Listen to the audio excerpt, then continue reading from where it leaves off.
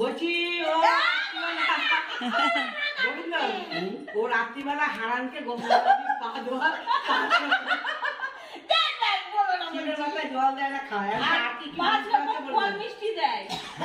কি করে হ্যাঁ দেখেছো, কি করে বলছে ভালো করে। আমি আমার মাসিকে দেখেছি, আমার মাসির দেখে কি দেখেছো? আসলে বসিয়ে লঙ্কা টিপে দিতে হয়। করছি না, দাঁড়াও না, কি করে বলো না কিছু করি না। আরে বলো, আমাকে বলো তো। বললাম আমি শুনতে পেলাম না তো, তুমি শুধু বললে আমার মাসি বেলপাতা দিয়ে পুজো দেয়। হ্যাঁ ওই তো বেলপাতা দিয়ে পুজোই দেয় আমার মাসি। না বাবা ছোটবেলা থেকেই দেখেছি মাসিকে ওই করতে দিয়ে। বরকে পুজো দেয় আজকে শিবরাত্রির জন্য? রাতে, এখন না। কেন, সকালবেলায় তো দেয় লোকে।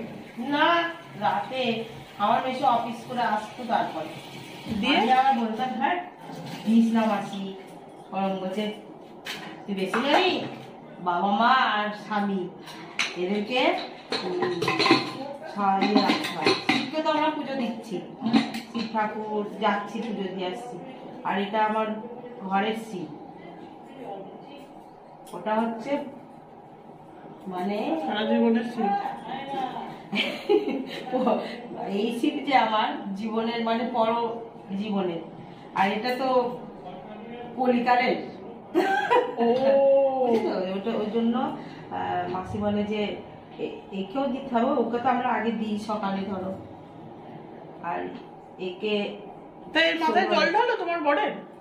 জল ঢালে নাকি গঙ্গা জল দিয়ে, ওই গঙ্গা জল দিয়ে দুধ তোমার পাটা দিয়ে দিলাম একটা পাত্রে, ওটা শরীরে রেখে দিয়ে আসন পাতগুলো দেখলাম গঙ্গা জল দিয়ে পা ধোয়াও? হ্যাঁ ও দিয়ে